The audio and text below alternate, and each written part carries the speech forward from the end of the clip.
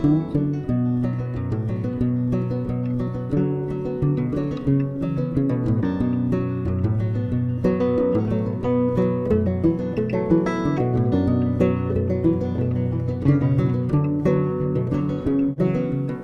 single major sporting series, there's always the argument on who is the GOAT. LeBron or Jordan, Brady or Montana, Ronaldo or Messi, Tyson or Ali. All of these athletes have been compared and argued to be the greatest of all time of their respective sport. But in my opinion, no other sport has as many greats as motorsport does. The greats of Formula One like Niki Lauda, Ayrton Senna, Michael Schumacher, Fernando Alonso, Sebastian Vettel, and Sir Lewis Hamilton. IndyCar greats like Mario Andretti, AJ Foyt, Dario Franchitti, Scott Dixon, and Will Power. MotoGP stars like Kenny Roberts and Valentino Rossi. But in my humble opinion, no other racing series has as many greats as NASCAR does. Petty, Pearson, Allison, Waltrip, Elliott, Earnhardt, Wallace, Gordon, Stewart, Jr., Johnson, Keselowski, and Busch. All of these drivers have been considered to be the greatest of all time for one reason or another. So, there's no better place than to look back at this history than the home of racing itself, Charlotte, North Carolina. So come with me as we visit the NASCAR Hall of Fame, a couple race shops, and my idol statue. And who knows, we might even drop by K1 Speed and destroy the competition. So, what are we waiting for? Let's get right into it.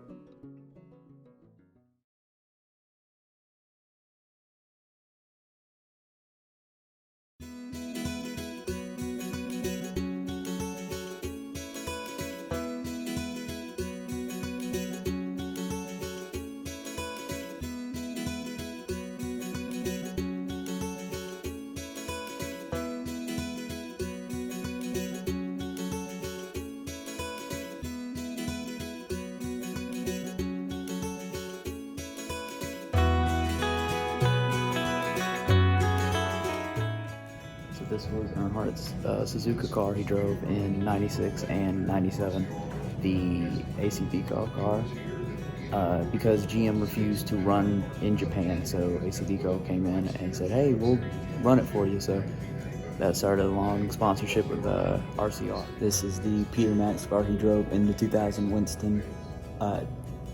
Dale despised this car, didn't even want to run this thing, and at the time, I can't blame him, but of course, with nowadays, this is completely appropriate, so funny how times change.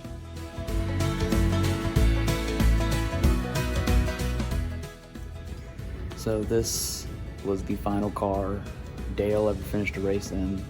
This was the car he drove in the 2001 Daytona Bud Shootout. If I remember correctly, he finished second in that race after leading a long period of it, and as we all know, the next race he competed in was the Daytona 500, and as fate would have it, he would not climb out of the car. He would never step behind the wheel again. This is the 2000 Fall Talladega race car that Dale got his final win in. He went from 16th to 1st and won the entire race in 4 laps. That is something that's never been replicated, something that will never ever be replicated. I don't even know people who will even try to attempt that. If that doesn't show how good of a driver he was, what are you even watching this for? This was actually Earnhardt's, if I'm remembering correctly, his first win in 2000, where he went side by side with Bobby Labonte on the last lap at Atlanta Motor Speedway and finished side by side coming to line in a photo finish that was replicated a year later by his fill-in, Kevin Harvick.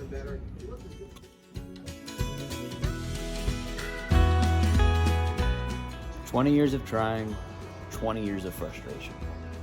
This is the car Dale Earnhardt finally got that Daytona 500 win in 1998. Nobody thought he could do it, but he had a lucky penny strapped to that car, given to him by a fan, and I'll be darned, he won the race. If that's not a miracle, I don't know what is. So at the time, this was the car they would drive. You can see barely any safety features. I mean, barely any roll bars. Now you have roll bars here, here, here, here. You have the Hans device, and you wear closed-face helmets, and just the whole 9 yards. And it's basically physically, I wouldn't say it's physically impossible to have a driver die, but it is very rare. And if Newman's crashed in the 2020 Daytona 500, it doesn't show how far we've come with improvements of safety in this sport. I don't know what does. And if that crash had happened even 10 years ago, Newman would not have walked out of that. And so it is a true miracle to see what all they've done with safety. And of course, it's a true miracle that I'm even able to sit in this thing.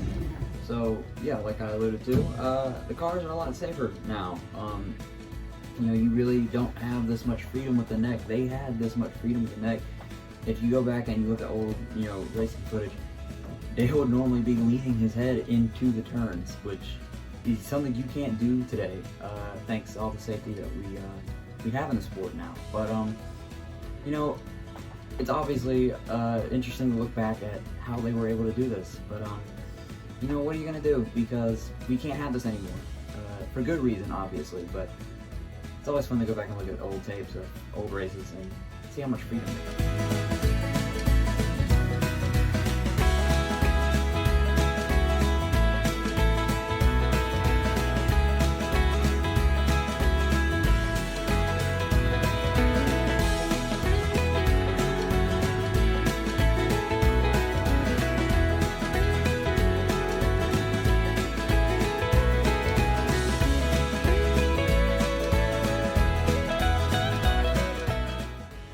So this was the car Kevin Harvick won at Atlanta Motor Speedway in 2001, which people look back as the biggest healing moment in 2001 for Richard Childress, for the Earnhardt family, and just for NASCAR in general, because this was still Earnhardt's car. They just changed the livery and put a number 29 on it.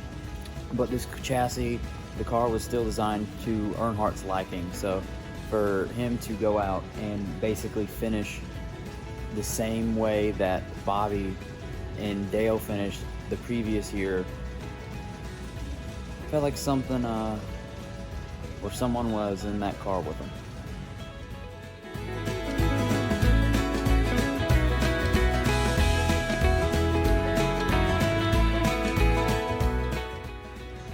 So this was the car Austin Dillon got his first Cup career win in 2017 at Charlotte. He outlasted Jimmie Johnson, who had already won that year, had nothing to lose, and decided to not save fuel.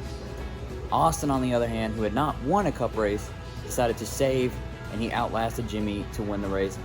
Also, it was the first time the number 3 had been in a Cup victory lane since Dale in 2000 at Talladega.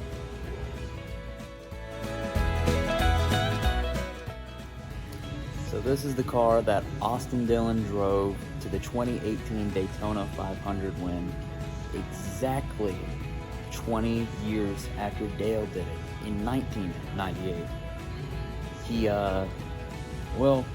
He pulled the most Earnhardt move he could and dumped Almirola on the last lap to win it. But what else can you expect from the number 3?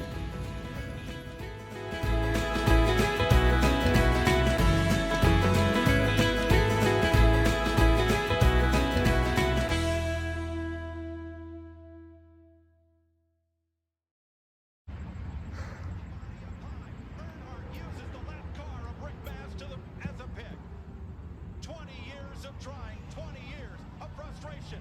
Dale Earnhardt will come to the caution flag to win the Daytona 500. Finally, the most anticipated moment in racing.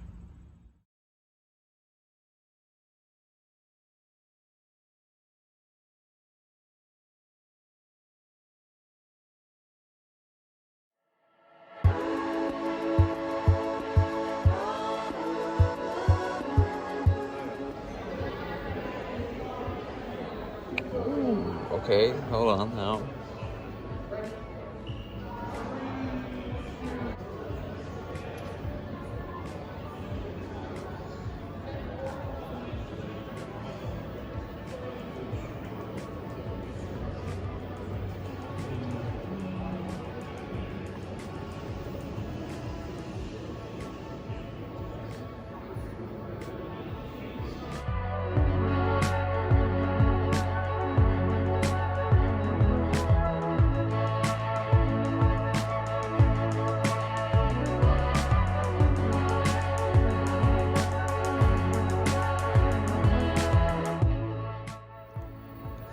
was Jimmie Johnson's 2006 championship car.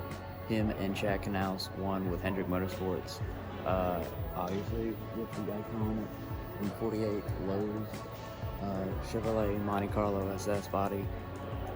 This was also the same year I was born, so I've always had a personal connection to this car, and it's always been fun to go and look back at everything and see how far he came.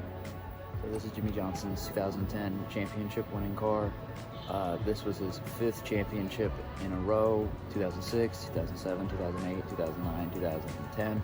The only driver in NASCAR history to win 5 championships in a row, let alone win 4 in a row.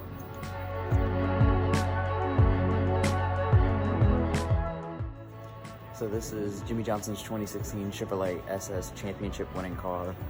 He had 5 wins and won the final race of the season at Homestead Miami Speedway to clinch the Sprint Cup Series championship. I have a very personal connection to this car. I was watching the race while it happened, and this is probably one of my favorite, not just stock cars, but race cars in general. It even beats out the F2004, which might be my favorite race car of all time if it wasn't for this one right here. So this is Chase Elliott's 2021 Chevrolet Camaro that he won COTA with.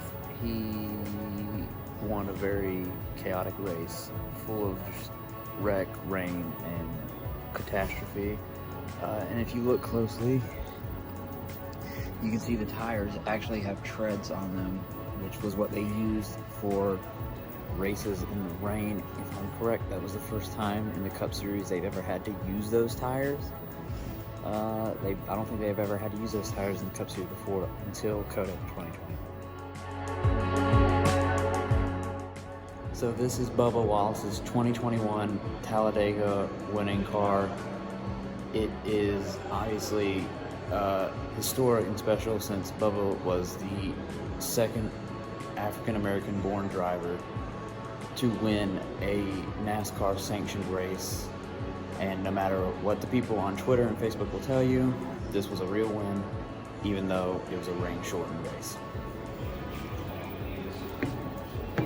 So this is 34-degree banking. As you can see, it is almost physically impossible to stand on at a comfortable angle. This is killing my knees, and at any moment I could slip and fall and break most of the bones in my body. So I'm going to get down now. This is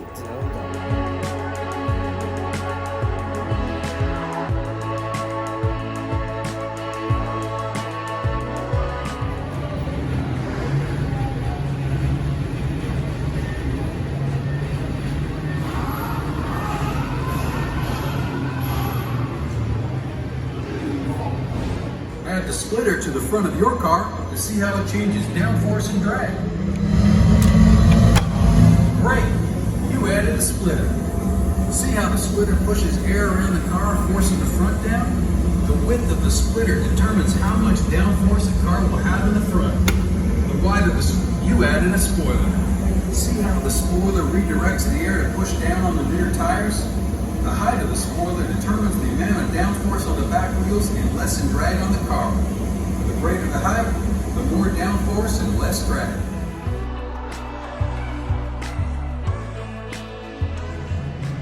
Your eyes do not deceive you. Yes, that is 7-time Piston Cup champion Lightning McQueen in the flesh? Steel? Carbon fiber? Anyway, he's here at the NASCAR Hall of Fame. This is really weird to look at. This is the haulers that they would be traveling in and going around in. Hi, buddy. But this is where they would be traveling in, and this is where they would put all the parts that they would need for the race. This is where, and above me, is where they would load the car up and the backup car. So if you look in here, you can see where they would stay. So yeah, it's really cool to look at. Honestly, see how they have to live when they're not at the shop.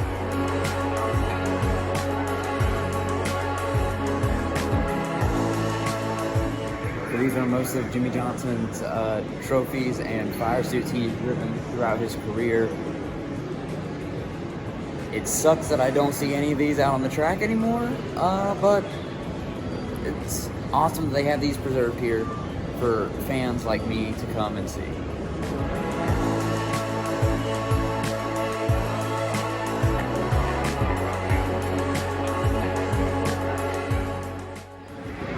So this was the car Jimmie Johnson drove in his final NASCAR race in 2020 at Phoenix. I cried when this thing crossed the finish line on the last lap because it was obviously very emotional for me because I grew up watching Jimmie dominate the sport, and to see him just leave like that, it hurt, but he did what was best for his career, and it's just cool to see that this car is here and I can physically be able to look at it, since I wasn't able to go to the Phoenix 2020 race to see it in person, but this car means a lot.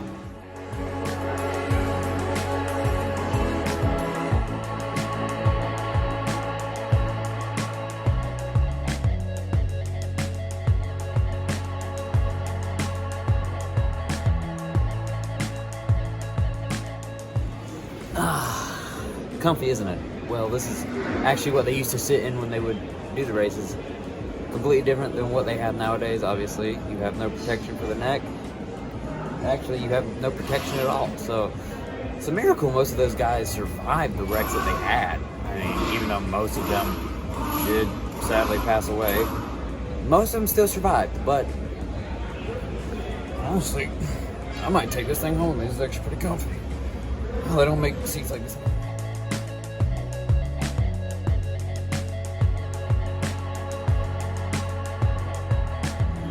So these things used to be called stock cars for a reason. It was actually mostly the cars you would find on the road. Now, obviously, you don't really have that same luxury anymore, for good reason, safety and, well, mostly safety. But, yeah, I mean, this is obviously Petty's iconic number 43, and then on the other side, it's just a white Pontiac.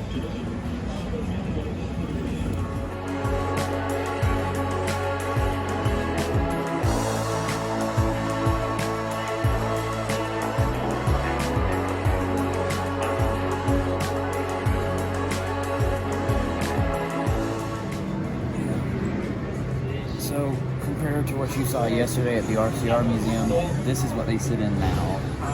Big difference. You have head protectors on both sides. You are very restricted with your movement, and this is actually freer than what they normally have, since you have a Hans device.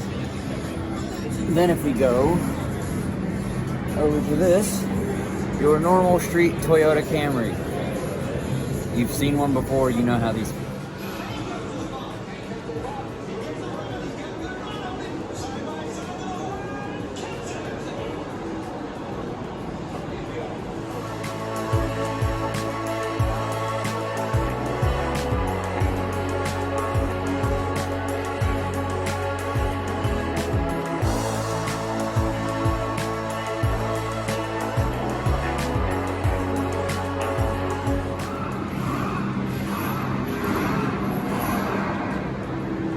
So I'm about to do the iRacing simulator, and I have my gloves with me, so this is going to be fun. We're running at the new and improved Atlanta Motor Speedway, which is basically just a super speedway, so that's going to be fun to do.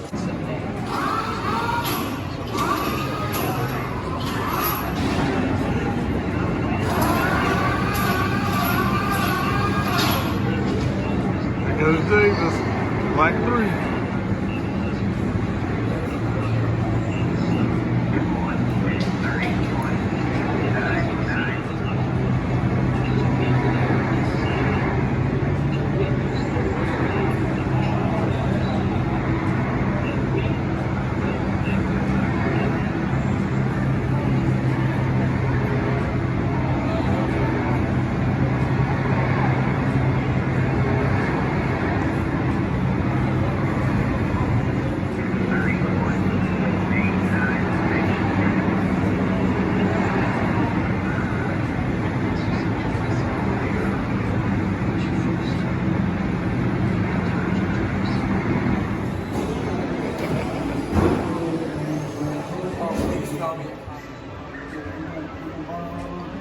Yep. Look at your steering wheel, make sure the red is at the top. Oh, you are. Okay. And drivers, start your engine.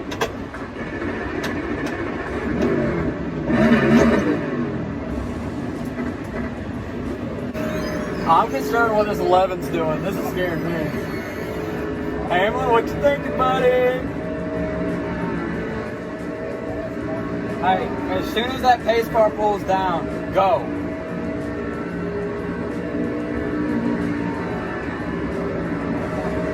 Get ready.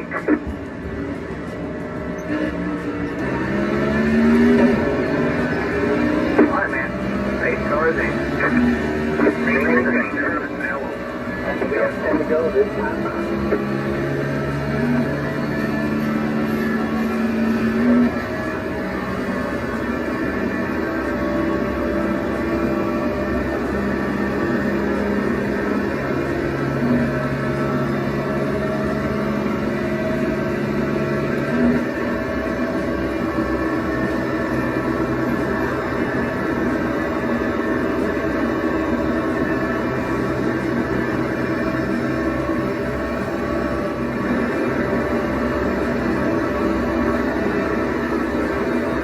Out mirror traffic, boy.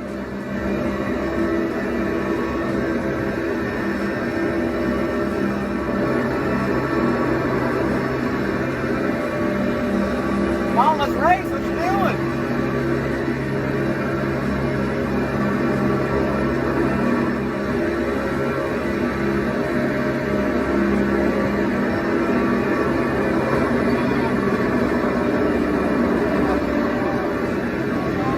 Yeah, I can horse and ride that thing. Go on.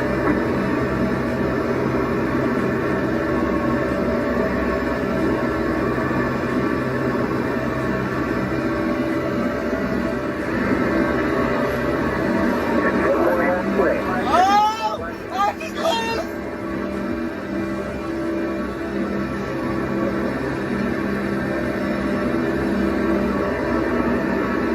I can't buckle! I can't buckle! Ah!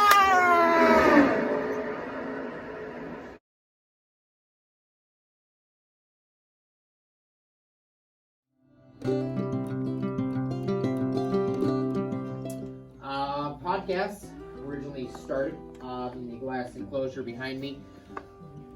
Just kind of started with Mike Davis and a buddy talking about how the weekend went, and then Dale got involved, and now it has turned into the studio that you're currently standing in. Dale got his inspiration for the studio from Dan Patrick, a longtime.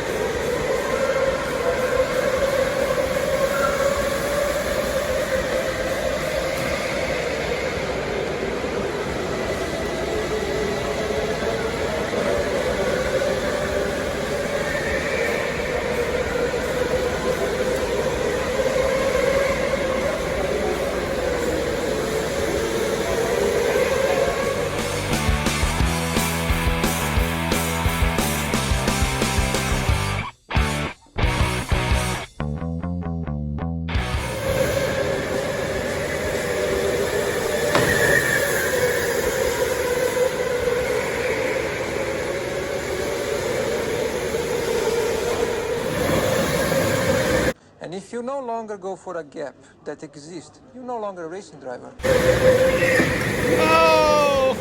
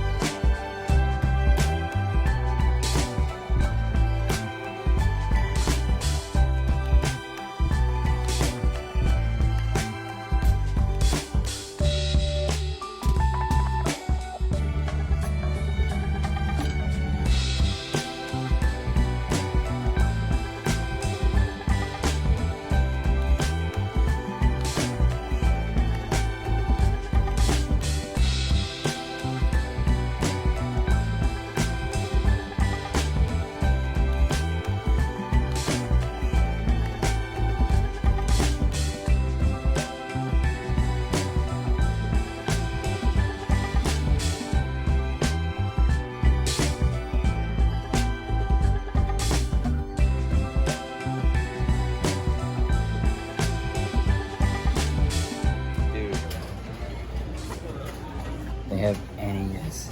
They have freaking NES play action football, bro.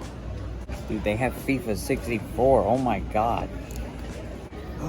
Bro, they got All-Star Baseball by Acclaim. Like, this is super, like, I wouldn't say it's super rare, but it's definitely up there.